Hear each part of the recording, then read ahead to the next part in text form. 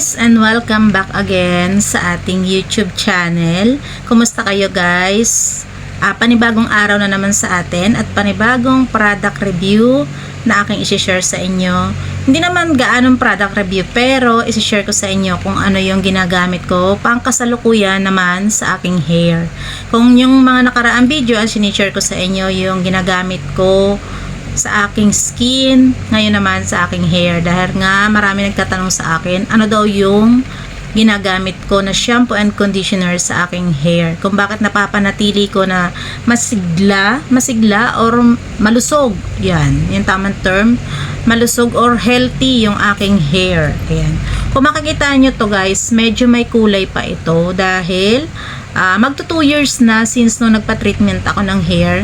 Ibig sabihin nagpa-reband ako noon mga 2020 pa yon, 2021, and ngayon magto 2 years na, 2023 na tayo ngayon, at hindi ko pa siya napapa-treatment ever talaga simula nung siyang na-reband. Kaya naman marami rin nagsasabi na okay naman yung buhok ko, hindi siya nagda-dry, hindi kagaya ng iba na kapag natagalan bago i-treatment is nagda-dry na. At eto nga yung ginagamit ko siyang product everyday. Usually hindi po ako nagsha-shampoo everyday, every other day or 2 times a week lang ako nagsha-shampoo. Puro conditioner lang po yung aking ginagamit. Kaya kung makikita nyo, talagang healthy at talagang malambot yung buhok ko dahil po sa hindi ako araw-araw nagsha-shampoo. At the same time, makikita nyo, medyo talagang makapal ang buhok ko. Malalaki po kasi yung hibla, yung type ng aking hair, at hindi siya ganun naglalagas, kaya talagang makapal siya. At kagaya nga ng mga sinasabi ko sa inyo sa aking mga previous na mga product review, hindi ako po nagre-review ng product hanggang hindi ko siya nagagamit ng matagal. Kagaya po nitong shampoo and conditioner na to, ginamit ko na ito siguro mga May pa ako nag-start gumamit nito dahil nga ito ay nasubukan ko, kaya talagang maganda siya sa hair. Kaya sa mga gustong mag-try, pwede rin po kayo mag-try ng ganito. Pero para sa akin talaga, nagustuhan ko yung product na ito. Ito nga po yung aking sinasabi. Ito po yung Bremode na shampoo. Kung makikita nyo, ay bago pa po ito. Kasi sa totoo lang po, nagtitinda rin ako nito. At yung ginagamit ko, syempre bawas na nandun sa aking sabunan. Ayan, ito po yung ganito siya kalaki, yung shampoo niya. And syempre, ito yung conditioner niya. Ayan po. Ito yung aking ginagamit ngayon na pangkasalukuyan kong ginagamit sa aking hair. Sa mga nagtatanong po dyan, dahil maraming mga nagsasabi nga o nagtanong sa akin, lalo sa TikTok ko, kung ano yung product na.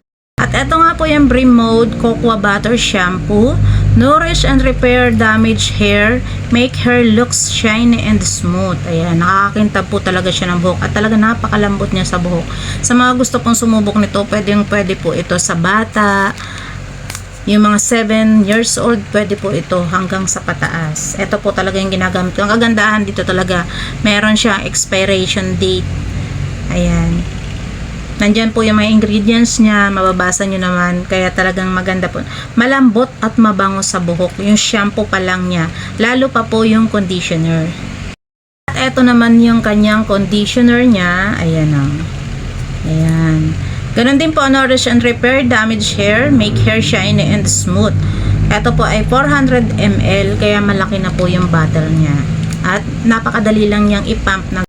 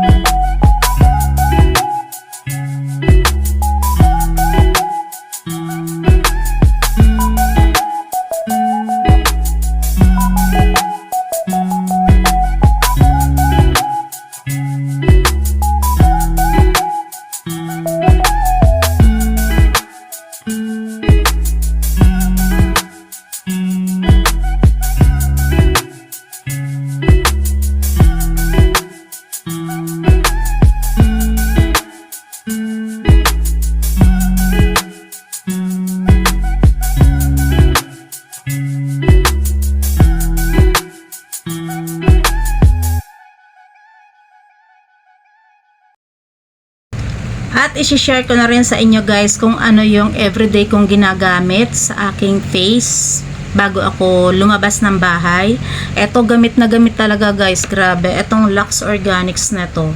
Ito Lux Organics po, sinisimot ko na lang siya kasi sayang nga, 5-in-1 na siya. Ito po yung ating ginagamit para maprotektahan tayo sa init ng araw kasi with sunscreen na siya. Ito yung kabiyak, nasa na ba? Ito, dito ko lang yung nilalagay sa may aking ano. Ayan, Lux Organics 5-in-1 UV Pro Whitening High Protection Serum and Sunscreen na siya. Kaya ito po yung kabiyak niya, sinisimot ko talaga siya guys kasi sayang. At ito naman yung kabiyak, may laman pa. Kaya sinisimot ko dahil po itong ganito is 399 pesos. Medyo mahal din po kaya kailangan ubusin ko talaga siya. Dahil talaga maganda po ito. Ito yung nagustuhan ko sa Lux Organics. Hiyang din po ako sa mga product ng Lux Organics. Kaya nung nasimulan kong gumamit ng Lux Organics, yun na po yung lagi kong ginagamit sa aking skin. Yung sun protection. Kasi maganda po ito. May UV, 2 times UV, UV8 protection. Instant bright. Lightweight moisture. Ayan. Ito po yung nakalagay dito sa ating pang sunscreen. Ayan. Isipin mo yon, may serum ka na, may sunscreen ka pa. And 5-in-1 na nga po. 5-in-1 UV Pro. Ayan. Napakatipid naman po niyang gamitin. Napakatagal na po nito sa akin. Siguro mga 4 months na rin ito. At sayang naman nga kaya aking sinisimot. Sayang po. And after kong gumamit nun ng sunscreen, naglalagay naman tayo ng BB loose powder at ang aking ginagamit naman na loose powder ay etong V-Line Cosmetics. Ayan. Ito po yun. Maliit lang siya guys 12 grams. Ayan. Glimmer BB loose powder ng V-Line Cosmetics in the shade ng Pear. Ito po yung aking ginagamit para naman ano lang siya, sakto lang po sa aking skin type yung kulay na Pear ng V-Line Cosmetics. At apakaganda nito guys, ang V-Line Cosmetics dahil kahit na mapagpawisan ka, andyan pa rin yung kanyang powder. Hindi siya na humuhulas. Ibig sabihin, hindi siya basta natatanggal sa ating balat. Nakakapit talaga siya. At syempre, ginagamitan ko rin naman ng brush habang nilalagay ko siya sa aking mukha hanggang sa leeg. Yan, ganyan. Naglagay lang po ako ngayon dahil hindi naman ako lalabas. Naglagay lang ako ng kaunti sa aking mukha ng V-Line Cosmetics nga nito. Ayan, ito yung everyday kong ginagamit. Nung umorder po ako ay dalawa ang binigay, ang in-order ko, and dalawang ganito rin. Ito naman po yung ginagamit ko sa lips ko. And ito yung shade ko ngayon. Ayan, yun, Thalia. Napakaganda nito guys kasi kahit kumain ka, nandyan pa rin. And lightweight lang din siya sa ating labi. Ayan kakulay lang siya ng ating lips kaya maganda. Akala mo wala ka lang ng nilagay sa iyong lips. At ang kagandahan dito ngayon, kahit na matagal na sa iyong lips, hindi natatanggal. Uminom ka ng tubig, kumain ka, andyan pa rin. Kaya yun po yung nagustuhan ko dito sa V-Line Cosmetics din. Napakaganda rin po ng product ng V-Line. Nagustuhan ko talaga siya. V-Line, Lux Organics, and Bremode. Yan po yung pangkasalukuyan ko ngayon na ginagamit. Pang everyday. Sabi nga ay, get ready with me. Yun po yung yung aking araw-araw. Syempre, after nating maligo, mag-aalalagay tayo ng sunscreen. And syempre, ito kahit papaano maglalagay naman tayo ng konting pulbos at konting lipstick para naman maayos tayong tingnan kapag humaharap tayo sa tao.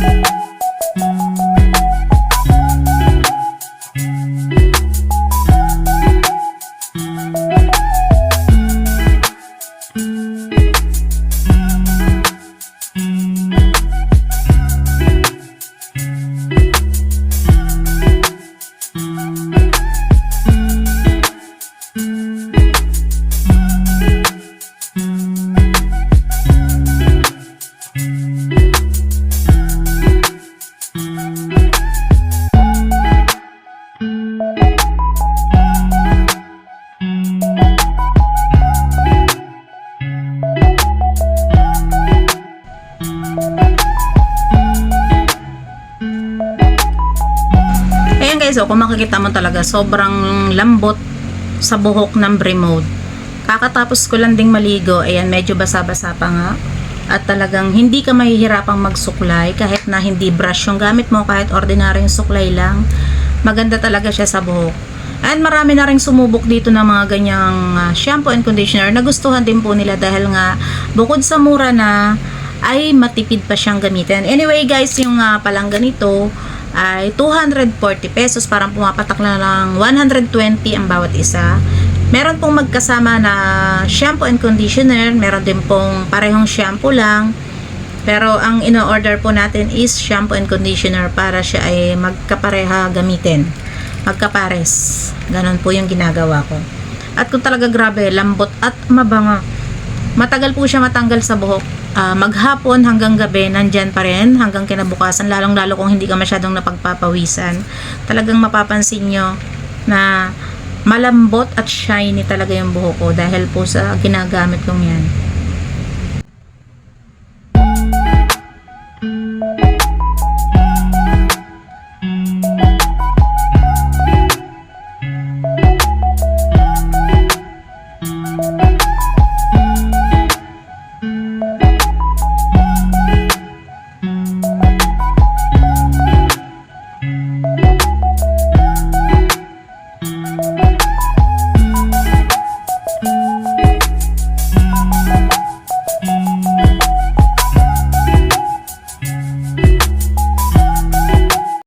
And gusto ko rin magpasalamat sa lahat ng walang sawang nanonood ng aking product review vlogs. Maraming salamat. At nakikita ko naman yung mga katanungan ninyo doon at nare-response ko naman yung inyong mga katanungan kung ano yung mga nais ninyong malaman base lang sa aking mga sinishare sa inyo. Syempre may mga baguhan po na gusto magtanong. Ayun. At basahin nyo lang po sa comment section, nandun po yung aking mga kasagutan, kung ano po yung mga tinatanong ng ating mga viewers. Ayan.